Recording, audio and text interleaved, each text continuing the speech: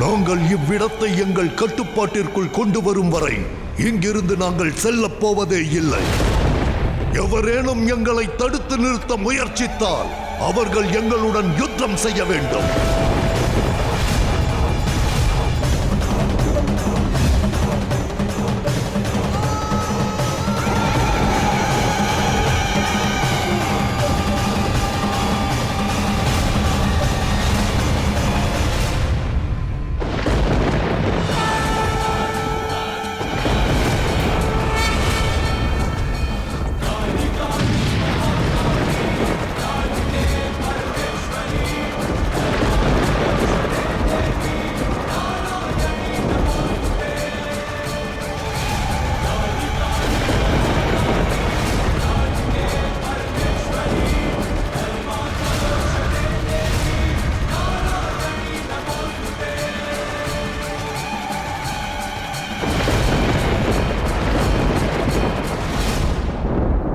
ஒருவர் அவரது பிறப்பினால் அல்ல, அவர்களது கர்மத்தினால் அறியப்படுகிறார்கள். நான் உங்களது கர்மத்தை பற்றி சிந்திக்க உங்களுக்கு மீண்டும் ஒரு வாய்ப்பினை அளிக்கிறேன்.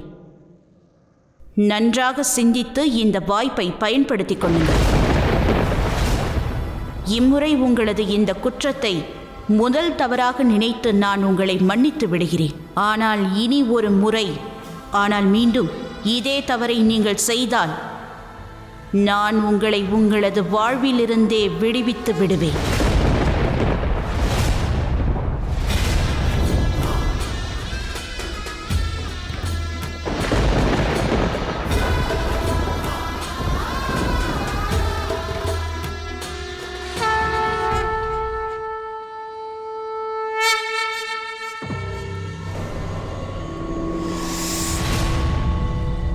நீ மகாதேவரிடம்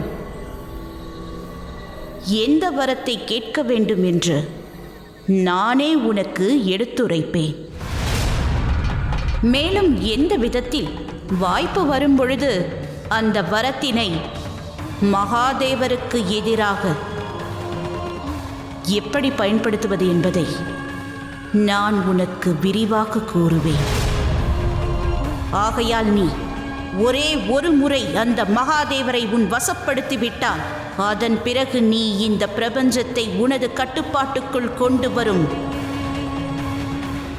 வரத்தை கேட்டு பெறலாம். அதற்கு நான் என்ன செய்ய வேண்டும்?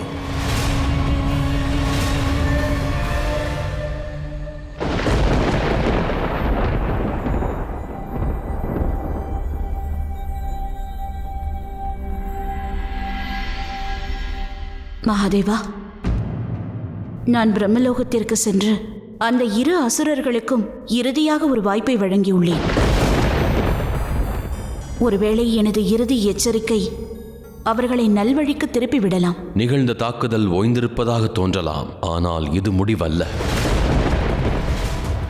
அப்படியென்றால் மகா காளியான உன்னால் மிகப்பெரிய தீய சக்திகள் எதுவாயினும் அழித்துவிட இயலும் கௌரி. ஆனால் இவர்கள் இருவரும் சாதாரண சக்திகள் அல்ல என்பதை நினைவில் கொள். மது ஆசையாவான், கேட்ட பொறாமையாவான். இந்த எண்ணங்களை கொண்ட இவர்களின் தீய சக்திகளே இவர்களின் பலம். மகாதேவா!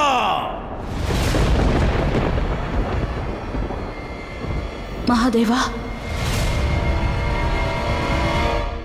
வருடக்கணக்காக நான் தவம் இருந்தும் கூட தாங்கள் எனக்கு தரிசனம் அளிக்கவில்லை.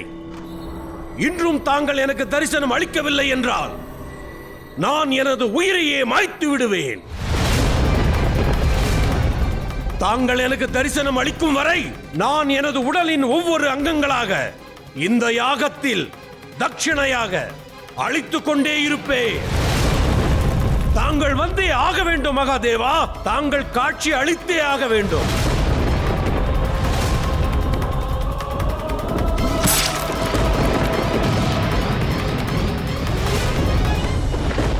மகாதேவா, தாங்கள் ஏன் இதை தடுக்கவில்லை?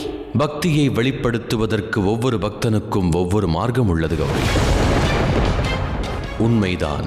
ஆனால் வரமோ பக்தியை ஆதாரமாக கொண்டு அளிக்கப்படும், அகந்தைக்கு அல்ல. மகாதேவா, இந்த இரு கால்கள் இருந்தும் நான் உங்களை அடைய முடியவில்லை என்றால் இந்த இரு கால்களும் எனக்கு தேவையில்லை. இதை நான் தங்களுக்கே அர்ப்பணிக்கிறேன்.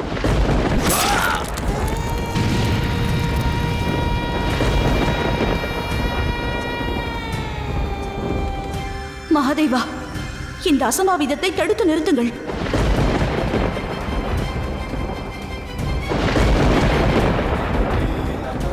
மகாதேவா, எனது எல்லையற்ற பக்திக்கு தாங்கள் தரும் மதிப்பு இதுதானா? நான் ஒரு முட்டாள். நான் அசுரர்களின் கூற்றை நம்பவில்லை. தாங்கள் ஒரு நாள் நிச்சயமாக எனக்கு தரிசனம் தருவீர்கள் என்று தங்களையே எண்ணி நான் கடுமையான தவம் புரிந்து வந்தேன். ஆனால் இன்று தாங்கள் அந்த அசுரர்கள் தான் கூறியது உண்மை என்றும் தங்களை நம்பியது வீணான செயல் என்றும் தாங்கள் நிரூபித்து விட்டீர்கள். எனது மூட நம்பிக்கைக்கான பலன் இன்று கிடைத்தே ஆக வேண்டும். மகாதேவா, தாங்கள் சென்றாக வேண்டும். தாங்கள் இப்படி தங்கள் பக்தனின் உயிர் பிரிவதை அனுமதிக்க கூடாது. கௌரி, அவன் கொண்ட பிடிவாதத்திற்காக அவனுக்கு நான் காட்சி அளித்து விட்டால் அதன் பின் விளைவுகள் என்பது விபரீதமாகக்கூடும். ஆனால் மகாதேவா, தாங்கள் செல்லவில்லை என்றால் பிரபஞ்சத்தில் உள்ள அனைத்து பக்தர்களும் கடவுள் மீது தாங்கள் வைத்திருக்கும் பக்தியில் சந்தேகப்படுவார்கள். தாங்கள் காட்சியளிப்பதால் ஏற்படுத்தும் தீய விளைவை விட அதிகமான விளைவை இது ஏற்படுத்தும். வேண்டி கேட்டுக்கொள்கிறேன், எனக்காக வேணும் அந்த பக்தருக்கு காட்சியளியுங்கள். உன்னுடைய வேண்டுகோள் எனக்களிக்கும் கட்டளை.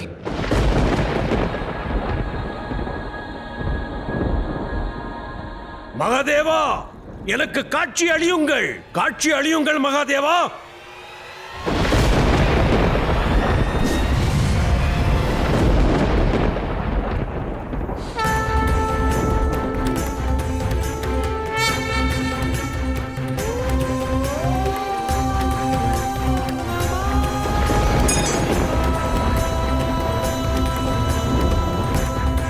என்னுடைய துர்பாகியமான நிலைமையை பாருங்கள் மகாதேவா. தாங்கள் காட்சி அளித்து விட்டீர்கள், ஆனால் தங்களை வணங்குவதற்கு இயலாத நிலைமையில் உள்ளேனே.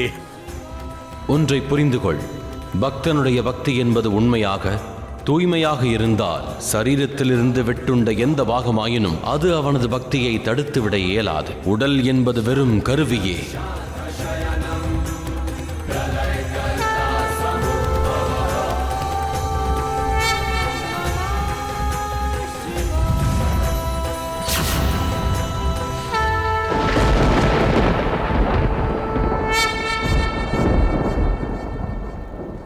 என்னை இங்கு அழைத்து வந்தது உனது பக்தி அல்ல, உனது பிடிவாதம் தான் என்னை இங்கு அழைத்து வந்துள்ளது. அது தவறு. எனினும் உன் தவம் என்பது உண்மையானது. எனவே உனக்கு உனது தவத்திற்கான பலன் நிச்சயம் கிட்டும். இப்பொழுது கேள், உனக்கு என்ன வரம் வேண்டும்? ஒரே ஒரு முறை அந்த மகாதேவரை உன் வசப்படுத்தி விட்டால் அதன் பிறகு நீ இந்த பிரபஞ்சத்தை உனது கட்டுப்பாட்டுக்குள் கொண்டு வரும் வரத்தை கேட்டு பெறலாம். மகாதேவா, எனது வேண்டுகோள் ஒன்றுதான். இப்பிரபஞ்சத்தில் எவர் தலை மீதும் நான் கை வைத்தால் அவர்கள் சாம்பலாகிவிட வேண்டும்.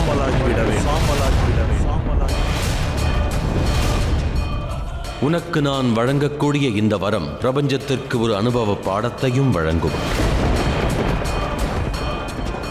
ததாஸ்து.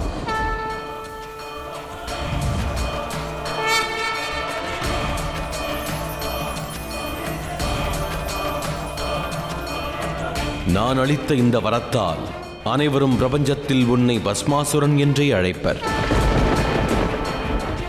ஆனால் ஒன்றை நினைவில் கொள் பஸ்மாசுரா, இந்த வரத்தை நீ பிரயோகிக்கும் சமயம் மிகவும் கவனமாக இருக்க வேண்டியது அவசியம். உன்னுடன் இருக்கும் இந்த பலமானது உனது விவேகத்தை அழித்துவிட்டால் அந்த விவேகத்தை இழந்த தன்மையே உன்னை அழிக்க காரணமாகிவிடும்.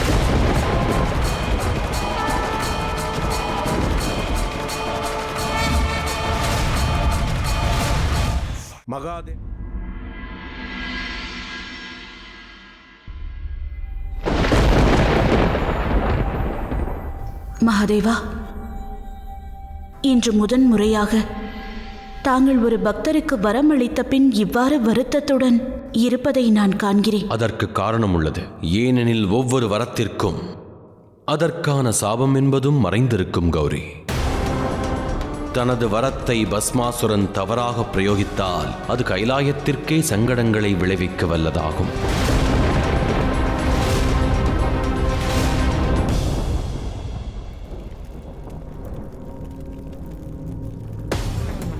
கைலாய குடும்பத்தினர்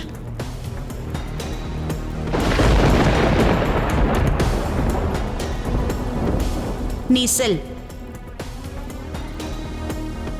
கைலாயத்திற்கு செல்.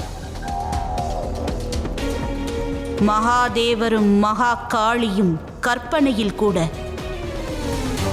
நினைத்து பார்க்காததை அங்கு செய்துவிட்டு வா. இப்பொழுது என்னுடைய 2 அசுர வீரர்களுக்கு எனது உதவி அவசியம் தேவைப்படுகிறது.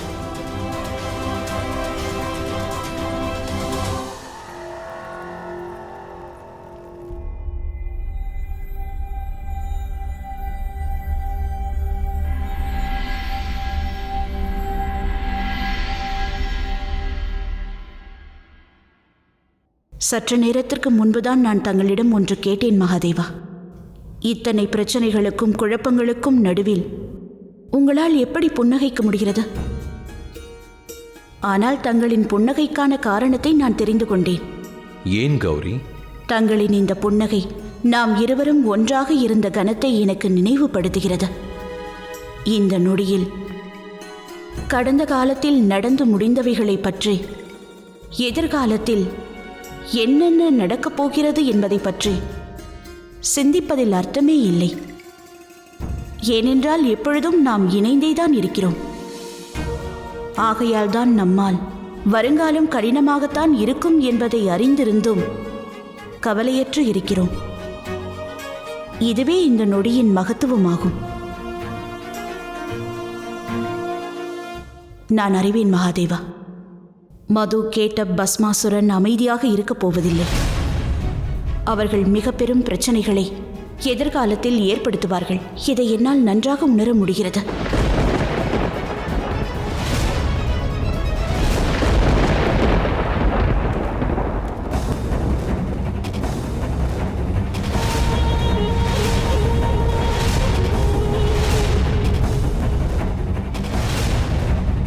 எனது வேண்டுகோள் ஒன்றுதான்.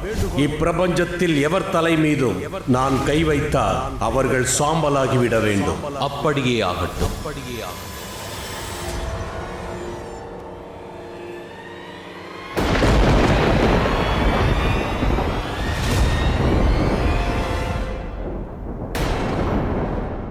நானும் உன்னை போல் மகாதேவரின் ஒரு பக்தனாவேன். நான் அவரை தரிசிக்கவே கைலாயம் வந்துள்ளேன். இவனது எண்ணம் மிக கொடியதாக இருக்கும் என்று எனக்கு தோன்றுகிறது.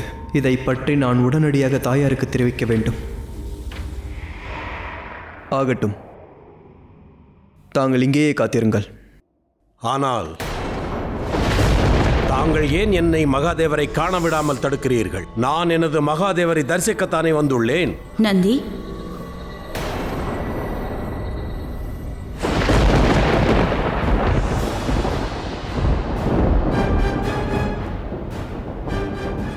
வணக்கம் தாயே. நான் இங்கு மகாதேவரை தரிசிக்க வந்துள்ளேன். ஆனால் நந்தி தேவரோ என்னை காரணமின்றி மகாதேவரை காண தடை செய்கிறார். நந்தி உன்னை கைலாயத்திற்குள் நுழைய விடாமல் தடுத்திருந்தால் நிச்சயம் அதன் பின் காரணம் இருக்க வேண்டும். இந்த கைலாயத்தை பாதுகாப்பது நந்தியின் பொறுப்பாகும். நீ இப்பொழுது இங்கு வந்ததற்கான காரணம் மகாதேவரை தரிசிப்பதற்காக மட்டுமல்ல, அவரிடம் ஏதோ சூழ்ச்சி செய்வதற்காக நீ இங்கு வந்துள்ளாய். கூறு, நீ இங்கு வந்ததன் உண்மையான காரணம் என்ன? தாயே, என்னுடைய கடும் தவத்தை மெச்சி மகாதேவர் எனக்கு நான் கேட்ட வரத்தை அருளியிருக்கிறார். இப்பொழுது அந்த வரத்தின் காரணத்தினால் என்னால் எனது எதிரிகள் அனைவரையும் அழித்துவிட இயலும்.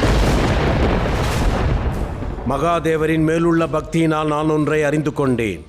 என்னுடைய மிகப்பெரிய எதிரி எனக்குள்ளேதான் இருக்கிறார். நான் எனது உள்மனதை பார்த்த பொழுது எனக்குள் இருப்பவர்களை கண்டு கொண்டேன். அவர்கள் எனக்குள்ளேயே இருப்பவர்கள் சிவனும் சக்தியும் மட்டும்தான். அதனால் நான் அந்த எதிரிகளை அழிக்க முடிவு செய்து விட்டேன். நான் எனது வரத்தை தங்கள் மற்றும் மகாதேவரின் சிரம் மீது வைத்து பரிசீலிக்கப் போகிறேன். நான் எனது வரத்தை தங்கள் மற்றும் மகாதேவரின் சிரம் மீது வைத்து பரிசீலிக்கப் போகிறேன். நிறுத்து நிறுத்து நிறுத்து நிறுத்து.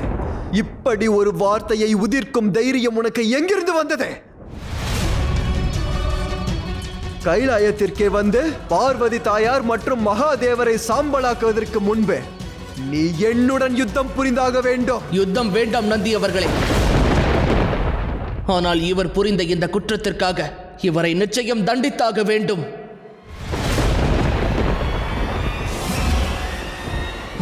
சற்று பொறு கார்த்திகேயா.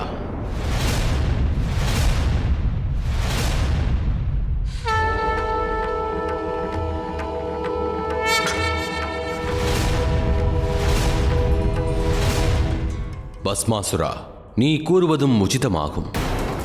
தாங்கள் என்ன கூறுகிறீர்கள் மகாதேவா? நான் உரைப்பது சத்தியமே. உனதுள் இருக்கும் அந்த உணர்வுகளை நீ அழிக்க எண்ணுவது உச்சிதமான செயல்தான் பஸ்மாசுரா. ஆனால் அதற்கு முன்பாக என்னை நீ தொட வேண்டியது அவசியம்.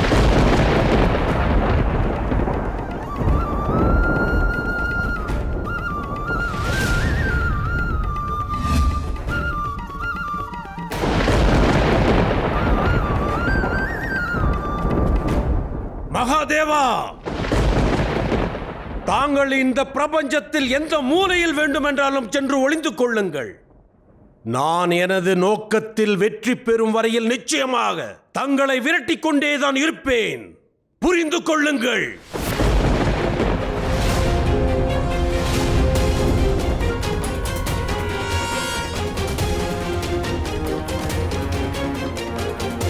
இனி என்னவாகும் தாயே? மகாதேவர் வேண்டுமென்றே இவ்வாறு ஒரு நிலையை ஏற்படுத்தியுள்ளார். பஸ்மாசுரன் முதலில் மகாதேவரை பிடித்தாக வேண்டும். மகாதேவர் நிச்சயம் ஏதோ ஒரு திட்டம் வைத்துள்ளார். தாய், இவனை தடுக்க வேறேதும் வழிகள் இல்லையா? பஸ்மாசுரனை தடுக்க நாராயணரால் மட்டும்தான் முடியும். அதற்கு அவர் தனது யோக நித்திரையிலிருந்து முதலில் எழ வேண்டும்.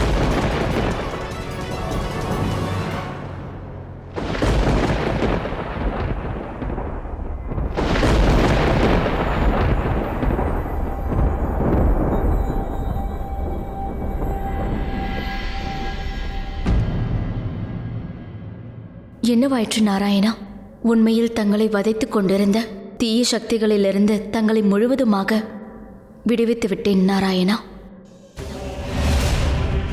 நாராயணரின் நித்திரையில் எவரேனும் இடையூறு செய்தால் சமநிலையற்ற தன்மை ஒன்று உருவாகி அது பிரபஞ்சத்திற்கே மிகவும் விபரீதமாக கூடும். தங்களின் இந்த துன்பத்தை விளக்குவதற்காக நான் அனைத்து வழிகளிலும் முயற்சி செய்வேன்.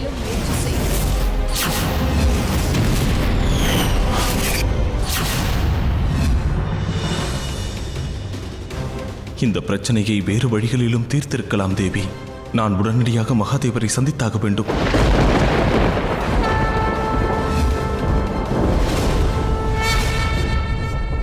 நான் இப்படி ஒரு தவறு செய்து விட்டேனே. மகாகாளி அசுரர்களை அழித்து இந்த பிரபஞ்சத்தை காத்தார். எனது முட்டாள்தனத்தினால் இரு அசுரர்களை உருவாக்கி விட்டேனே. இது மிகப்பெரிய அசம்பாவிதமாகும். நாங்கள் எதுவும் செய்யவில்லையே, பிறகு எதற்காக இங்கு வந்தீர்கள்? நான் தங்கள் இருவரிடமும் கோபமாக உள்ளதாக எப்பொழுது கூறினேன்? நான் இப்பொழுது தங்கள் உதவியை கேட்டல்லவா வந்திருக்கிறேன். உதவியா? எங்களிடமா? ஆம். இதற்கு முன்பு நான் தான் தங்களிடம் பிரம்மலோகத்தின் மீது தாக்குதல் நடத்த வேண்டாம் என்று கூறியிருந்தேன். ஆனால் உங்களிடம் விவாதித்த பிறகுதான் எனக்கு ஒன்று புரிந்தது. 3 லோகங்களுமே எனக்கு உட்பட்டதுதான். ஆகையினால் 3 லோகங்களையும் உங்களது கட்டுப்பாட்டிற்குள் கொண்டு வருவதற்கு நான் உங்களுக்கு உதவி புரிவேன். அதன் மூலம் நீங்கள் எனது பக்தர் ஆவீர்கள். எனது திட்டம் வெற்றி பெறுவதற்கு முதலில் தாங்கள் இருவரும் பிரம்மலோகத்தை கட்டுப்பாட்டிற்குள் கொண்டு வர வேண்டும். இது சிறந்த யுக்தி தான் மது. சாக்ஷாத் பார்வதி தேவியாரின் உதவி நமக்கு இருக்கும் பொழுது யாரால் நம்மை தடுத்து விட முடியும்?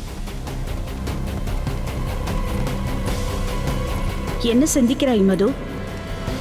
இதுவே சரியான தருணமாகும். இருவரும் உடனடியாக பிரம்மலோகம் சென்று பிரம்மதேவர் மீது தாக்குதல் நடத்தி அனைத்து வேதங்களையும் இங்கு எடுத்து வாருங்கள். நான் உறுதியாக கூறுகிறேன், இந்த செயலுக்கு மகாதேவர் நிச்சயமாக உங்களுக்கு இடையூறாக வரமாட்டார். நாராயணரும் வரமாட்டார்.